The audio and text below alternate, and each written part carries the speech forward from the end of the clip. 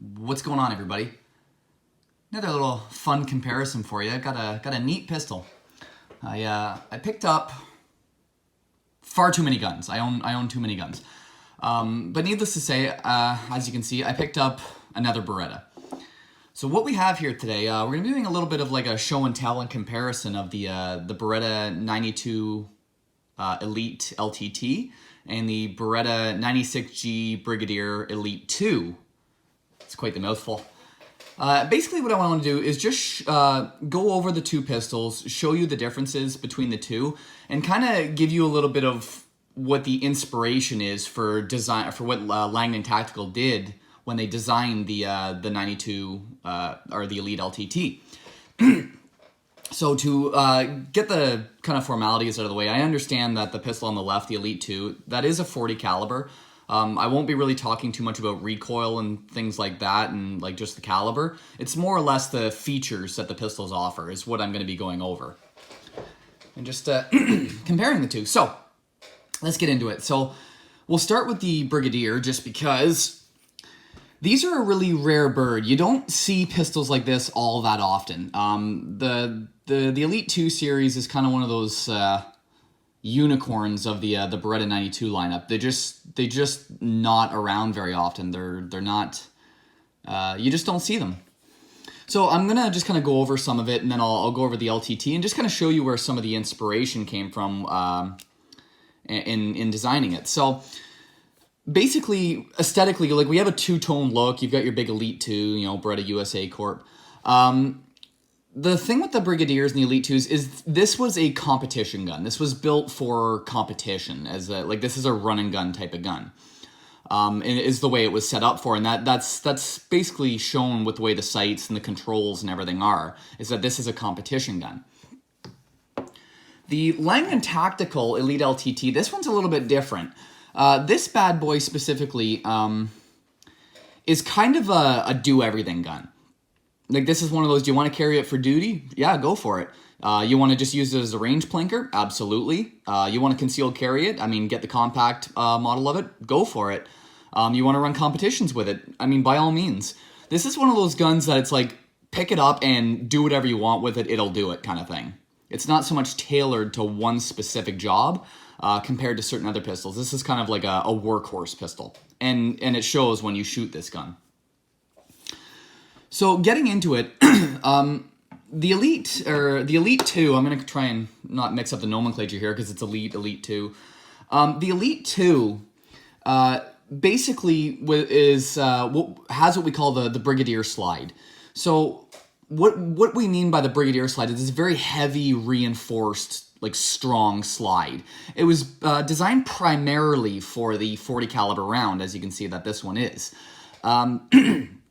The thing with the 40 is it's an HPR, what I call, or also known as a high pressure round.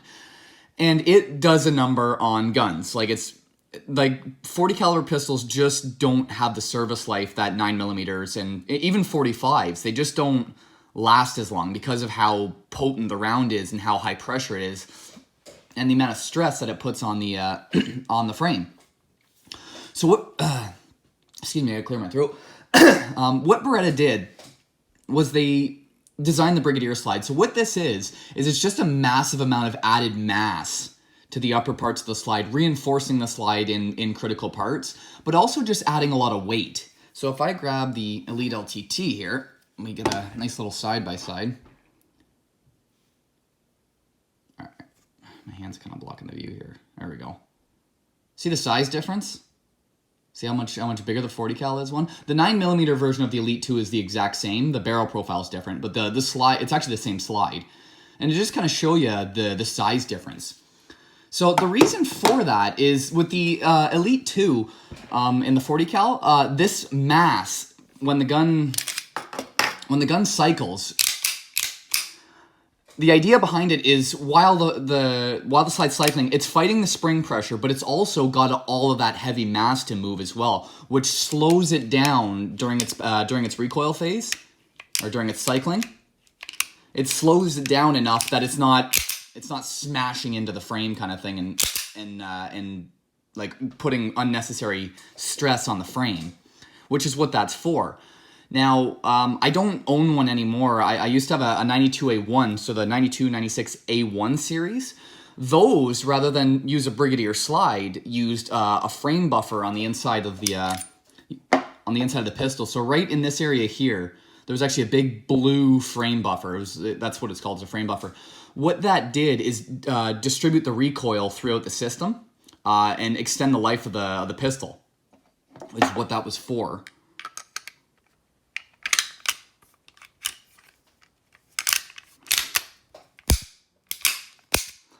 And that's basically what that does. It's just meant to slow down the slide. Now, there's a trade-off to that. While it does increase the life of the system, the problem is when you have that extra bit of weight moving like this in your hand when you're shooting, that's a lot of added mass that's causing the gun to jump. So the trade-off with this is while it does last for 40 caliber bullets, the problem is that the felt recoil increases. And in a competition gun, even with the 9mm, in a competition gun, when you've got a 9mm or a 40 that in general has more muzzle flip than its competition, or than the other pistols that it's competing against, that's not a good thing. So between that and its price tag, I think are some of the big reasons why the Elite 2 series was discontinued. I don't know the exact reasoning. There's just not a lot of information on these pistols, even here on YouTube. There's, I think, 3 or 4 videos of guys actually talking about them. And then there's another one where a guy's just trying to show it off to sell it on Gunbroker a few years ago. But you just don't see these pistols. Other things that it has is a dovetail front sight. So for those of you who know the standard 92FS, this is a big deal because the 92FS is the front sight is actually like fixed to the slide. You can't take it off. The only thing you can do is drill it out and either put like a tritium vial or a fiber optic rod, something like that, to give you a different sight. With the Langdon model, the Langdon Tactical LTT went to the Vertex slide. So it's a lighter slide, so you don't have to deal with the heavy felt recoil of the slide coming back, but it's got a dovetail front sight. This one specifically, the Langdons, they ship it with a red fiber optic, which is great. So that's one thing that they don't have to contend with is a fixed front sight. The Elite 2 just comes with 3 black like blade sights kind of thing. They're not anything fancy. For a competition pistol, that surprises me that it's blacked out like that. You'd think there'd be a fiber optic or even a night sight or something just to get some contrast in between the front and rear dots, but there's not. On this model specifically. I've seen others that do have different sights, but this one is just a blacked out sight. The other thing I've noticed with the Elite 2s is they shoot low, like they shoot oddly low. But if I compare them, I don't know how I'm going to be able to do this or not, but there we go. You can see how much lower the front sight is compared to the Langdon Tactical, or even like a standard 92. It's very low, so this gun just shoots low. So that is something you actually have to compensate for, which is a little annoying, but what can you do? But that's the slide. The only other real change was the front serrations. There's very few Beretta 92 series pistols that have front cocking serrations. And honestly, I don't know why. It's, we're living in the modern age. It's 2020. Like even the brand new, like fresh off the assembly line 92X. The full-size models don't have front cocking serrations. Now, for me personally, that's not a big deal, but it is a little surprising that modern-day produced Berettas don't have front cocking serrations. At least the 92 lineup, like the PX4s, the APXs, they still do. So that's another thing that Langdon Tactical did was they added Ernest wanted was the front serrations. Loaded chamber indicator, all that's still the same. Now, here's something a little bit interesting. So this is called the Elite LTT. This is called the 96G. So what they mean by 96G, for those of you who don't know, a G series pistol is a decock only. So when I decock it, it springs back up into the fire position. This is not a safety. It's more like the SIG 226 where it simply decocks it and then it's ready to fire. The Langdon Tactical does the same thing. It just decocks, ready to fire. Now, something like a standard 92 for that we're all familiar with is a safety. So it'll decock the pistol and leave it on safe. So even if I have a chambered round, I can't get that gun to go bang. Now here's where the similarities kind of end, because with the Elite 2, this is a dedicated G series pistol. So what I mean by that is it is a decock, which is honestly, in my opinion, the better way to go, and it should be the more preferred option. You can't convert this to an FS, or the safety decocker. This can't be converted. This is a G series only. The Langdon Tactical, what they did was they're like, okay, well, 99% of people want the decock only, but there are people out there who want the safety. So with this pistol, it can be converted back to the same style as the standard Beretta 92s, where it's a safety decocker. So it's kind of a lessons learned thing there. Because like some people genuinely just prefer safeties, and there's honestly nothing wrong with that. If we work our way down the pistols now, again, we have like a two-tone style. So the Elite 2 went with its stainless top, black bottom. The Langdon kind of went with black overall, but with stainless accents to it. So barrel, trigger. You can get models that have like a NP3 coated controls. They're gorgeous looking, by the way. You can get models like that. So they both go with their own idea of a two-tone look, but it's kind of more aesthetics than anything else that way. Continuing our way down, the Elite 2 has serrations up front of the trigger guard for those people who do wrap their fingers around. Steel trigger, blued controls, all that. Now, they both have extended magazine releases, but one's kind of different than the other. So this, the 96, it kind of just extends out. It's the standard circle that you're used to on most Beretta pistols. 92 series of pistols, but just extended further out. So that's their version of the extended mag release. Now, Beretta, Langdon, all these, Wilson Combat have been started doing these. So this is like what, at least according to Beretta, this is the enhanced mag release. So it does extend out past the, or it does extend out a fair bit from the pistol, but it also extends back in towards your hand. So when you go to release the magazine, you don't have to dismount the pistol as much to reach the mag release, which is a nice feature. A lot of the Berettas are doing that now. Even the new 92X is doing it, that mag release. Working our way down, both the pistols use the M9A1 checkering on the front and back. This specific model has like just the Beretta logo, Hogue, rubber grips kind of thing. They are nice. I've never really been a huge fan of rubber grips, but these are nice grips. It doesn't alter the profile of the pistol too much. It feels like a 92 when you grab it. Personally, I prefer like a hard plastic with some texture to it, but these aren't bad. If I could get grips like these from the 92X with the like vicious, violent sandpaper texturing for that, I'm definitely going to, because these are incredible. The Langdon did something a little bit different. So theirs, you can see, again, we've got the front and back serrations like you'd expect. But their grip is a G10. I believe it's a G10. Grip texturing goes all the way up where your thumb is usually riding, which a lot of people have actually mentioned. But the thing with these ones is they're the ultra thin. Like, they are very thin grips. When you grab onto a pistol like this, if you're familiar with Berettas, you're going to grab onto it and be like, ooh, that feels different. That doesn't feel like a normal 92. It feels like well, to be honest, it feels like what the 92 should feel like. Smaller. Try and get my hand out of the way, actually. See the size difference? Now, I understand this is a 40 cal. On the left, on the right is the Elite LTT.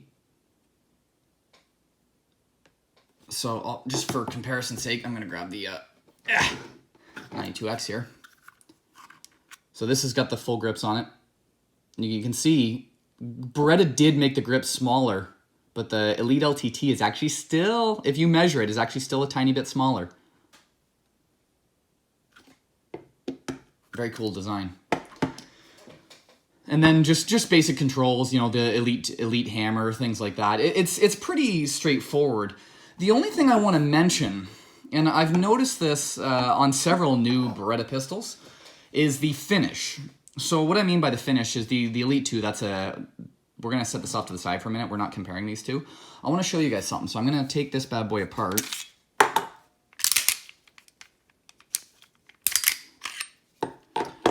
So on the finish, on the inside of the pistol, where you see a lot of general wear, the finish is quite literally flaking off. I've never seen that before. Like, it's not wearing off, it's flaking off. So I'm gonna see if I can show you here. There we go. So you see right here? Areas, the finish itself is actually flaking off. In other areas, it's starting to bubble and peel off. Yeah, there's a bad spot right there.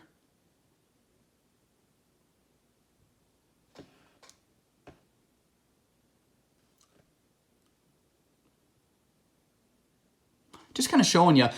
I'm not in the slightest little bit worried about it, because I mean, like, that's finish is going to wear off eventually anyways. I just noticed, I don't know if they're doing a different treatment to the Beretta finish, but that really surprised me when I saw it quite literally on the heavy wear areas flaking off. I've seen no sign of wear or flake or holster wear or anything. Well, a little bit of holster wear. This gun's got about 2,200 rounds. No, not quite. Probably about 2,000 rounds. Just under. Not a whole lot of flaking that I've seen as of yet. We are starting to notice signs of holster wear, but that's to be expected.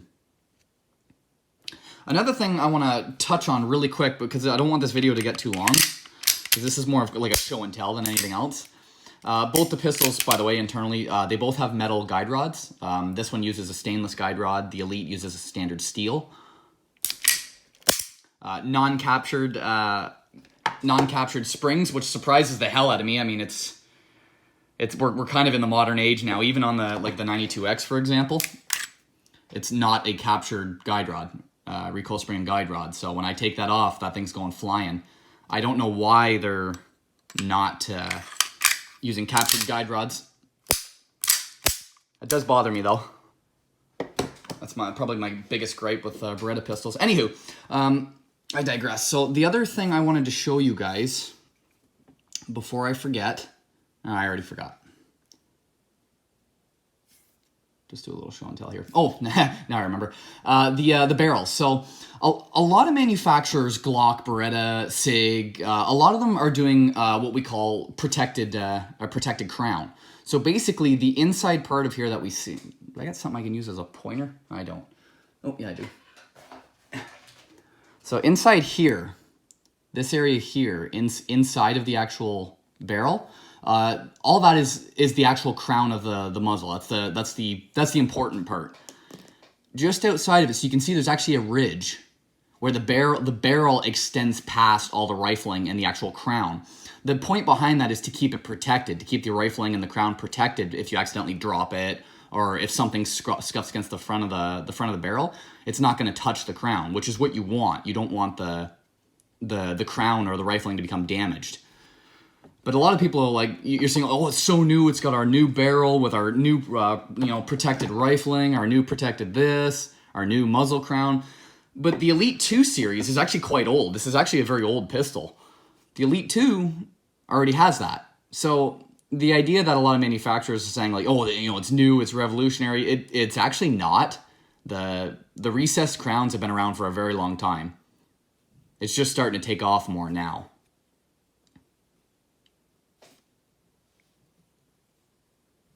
But I digress. Anywho, that was kind of just like a neat little comparison, just kind of show you some of the lineage of the LTT and kind of some of the areas where it came from. And just the way it's set up, realistically. But these are phenomenal firearms, the 92 series. Like, a lot of people are kind of like, you're trying to teach an old dog new tricks when they release like the 92X Performance or the 92X. I understand that. I understand that it does kind of feel like a revamp, but I'll tell you what, Beretta is doing what the customers want. The customers want better 92s, and to be honest, they're getting them. Thanks everybody for watching, and I will see y'all next time.